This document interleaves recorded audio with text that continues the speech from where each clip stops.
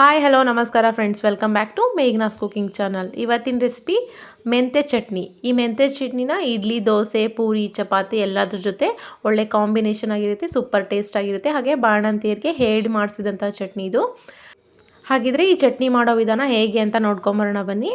ಮೊದಲಿಗೆ ಒಂದು ಜಾರ್ ತೊಗೊಂಡು ಒಂದು ತೆಂಗಿನಕಾಯಲ್ಲಿ ಅರ್ಧ ತೆಂಗಿನಕಾಯಷ್ಟು ತೆಂಗಿನ ತುರಿನ ತೊಗೊತಾ ಇದ್ದೀನಿ. ಬಾಣಂತಿಯರಿಗೆ ಯೂಸ್ ಮಾಡೋದಾದರೆ ಒಣ ಕೊಬ್ಬರಿನ ಯೂಸ್ ಮಾಡಬೇಕು.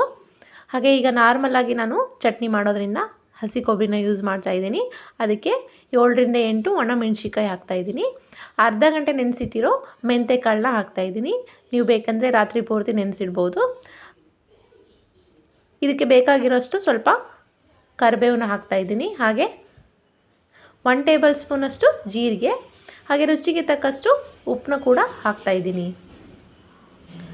ಸ್ವಲ್ಪ ಬೆಳ್ಳುಳ್ಳಿ ಹಾಕ್ಕೋಬೇಕು. ಹಾಕ್ಕೊಂಡು ಫೈನಾಗಿ ರುಬ್ಕೊಂಡ್ರೆ ಈ ಚಟ್ನಿ ರೆಡಿಯಾಗುತ್ತೆ. ಈ ಚಟ್ನಿ ಒಳ್ಳೆ ಟೇಸ್ಟ್ ಬರಬೇಕು ಅಂದರೆ ಒಂದು ಒಗ್ಗರಣೆ ಕೊಡಲೇಬೇಕು. ಹಾಗಿದ್ರೆ ಇದಕ್ಕೆ ಒಂದು ಒಗ್ಗರಣೆ ಕೊಡೋಣ. ಒಂದು ಚಿಕ್ಕ ಪ್ಯಾನ್ ತೊಗೊಂಡು ಬಿಸಿಗಿಡಬೇಕು.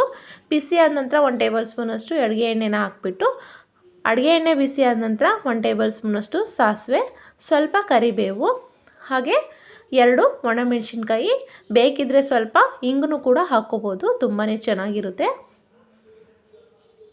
ಈ ರೀತಿ ಫ್ರೈ ಮಾಡ್ಕೊಂಡ ನಂತರ ಈ ಒಗ್ಗರಣೆನ ಚಟ್ನಿಗೆ ಮಿಕ್ಸ್ ಮಾಡ್ಕೊಂಡ್ಬಿಟ್ರೆ ಒಳ್ಳೆ ಸೂಪರ್ ಟೇಸ್ಟ್ ಆಗಿರೋಂತಹ ಮೆಂತ್ಯಕಾಳು ಚಟ್ನಿ ರೆಡಿ ಆಗುತ್ತೆ. ನಿಮಗೂ ಈ ರೆಸಿಪಿ ಇಷ್ಟ ಆಗಿದೆ ಅನ್ಕೋತೀನಿ. ಇಷ್ಟ ಆದರೆ ಲೈಕ್ ಮಾಡಿ, ಶೇರ್ ಮಾಡಿ, ಸಬ್ಸ್ಕ್ರೈಬ್ ಮಾಡಿ. ಹಾಗೆ ಪಕ್ಕದಲ್ಲಿರೋ ಬೆಲ್ ಐಕಾನ್ನ ಪ್ರೆಸ್ ಮಾಡಿ. ಇನ್ನಷ್ಟು ಹೊಸ ವಿಡಿಯೋಗಳಿಗಾಗಿ ಕಮೆಂಟ್ ಮೂಲಕ ತಿಳಿಸಿ.